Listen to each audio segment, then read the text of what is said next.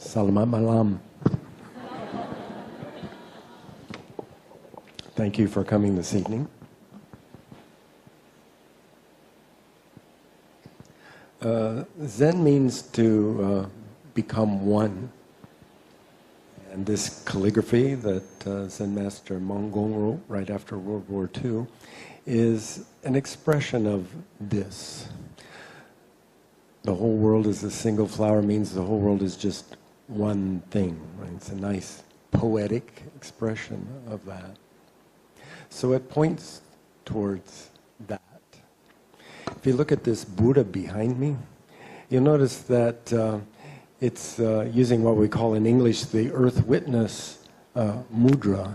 So the Buddha is touching the earth with his hand, his right hand. So when he was questioned about his enlightenment, he didn't say anything. He just touched the earth. So this touching of the earth has a behind meaning, just like the whole world is a single flower has a behind meaning. So the touching the earth meant that the Buddha and the earth were just one thing. So Zen always teaches everything is just one thing. Well, that's a good idea. Do you ever notice that as soon as you start thinking about it, your brain kind of goes fuzzy and you don't quite understand what it means? Because usually when you think about it, we don't experience the world as one thing, right? Like I'm sitting here, you're sitting there. I live in Singapore, most of you live here in KL. You're a man, she's a woman.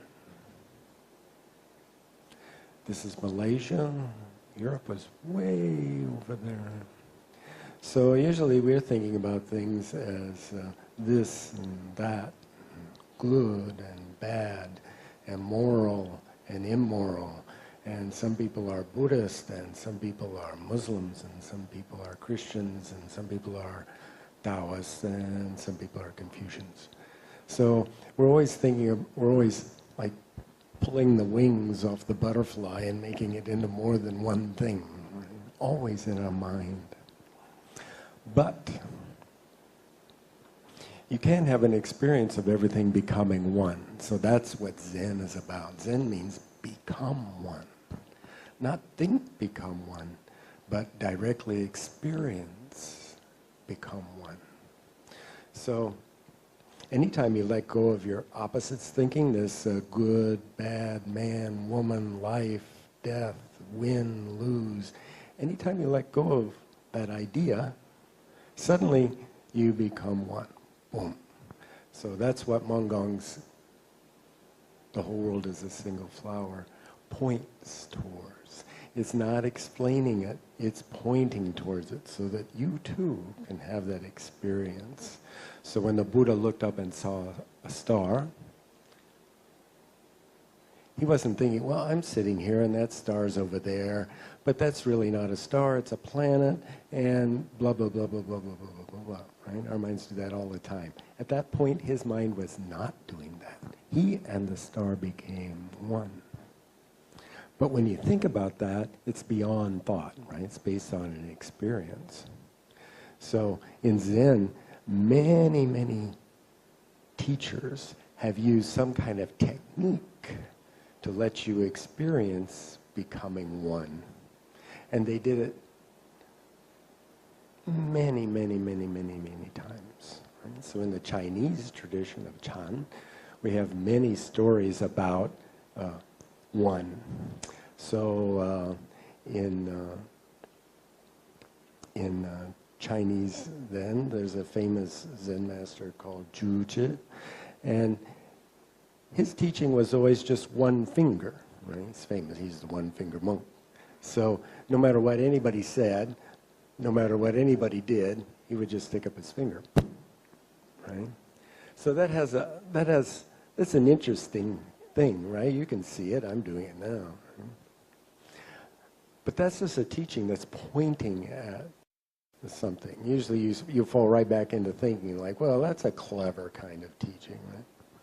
Then there's another famous Chinese teacher, his name is Matsu Dali, And he had another very interesting way of teaching about one. So right at that point, actually, you experienced becoming one. Because it didn't have good and bad. You didn't have to learn how to do it. You didn't even have to know who Matsu Zen Master was. Right? You got it. It was a direct experience. So understanding Zen, my teacher was always saying understanding isn't going to help you. For sure, understanding Zen is not going to help you. All the teachings of the Buddha and all these Chinese Zen masters teaching that we've inherited is not intended to explain anything to you. It's pointing towards you having a direct experience of yourself. So when the Buddha gets enlightenment, it's a direct experience. Right? When Unmun's Zen master's leg is broken in a door, when the teacher slams the door, that's his direct experience. It's not an idea. It's not a theory. It's boom. Right. So there's a famous Zen master called Dae Kwang, and his teaching was always to hit. You know, so he always hit the student with a stick. So right at the moment you get hit with the stick, that's it. Right. It's an experience. It's not a belief, and it's not an understanding. So Zen always uses this direct experience technique to teach. The explanation, your understanding, take it away. Most important is your experience moment to moment to moment to moment in your life. So Zen means wake up. Wake up means to return to one thing. So if you wake up at just this moment, you wake up to the one thing, which is this moment. So we can easily go off into thinking. Actually, this thinking is not good and it's not bad, but human beings tend to get very attached to it, and so they suffer, right? The Buddha taught that all suffering comes from attachment. You want something from your thinking. Right? So if you can just let go of your thinking for a second, boom, here we are, sitting in the room. She's yawning. He's half asleep. I'm talking.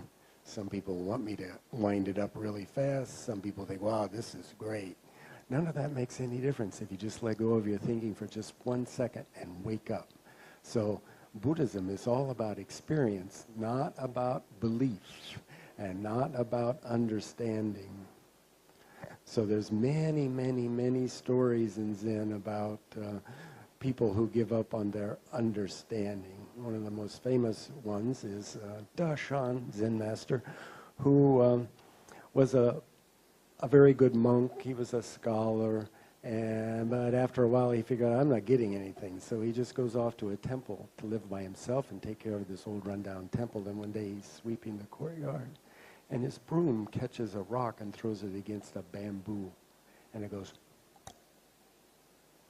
When it goes, boom, he wakes up. Then he goes to the main hall in the temple that he was taking care of, lights incense and bows towards his teacher. And as he's bowing, he's thanking his teacher for not explaining anything to him. So already, I haven't been doing you any favors here this evening. Because it's not about an explanation. It's not about understanding my explanation. And it's definitely not about understanding your explanation. So when we practice to have for experience, right? Not to get anything, but to wake up this moment.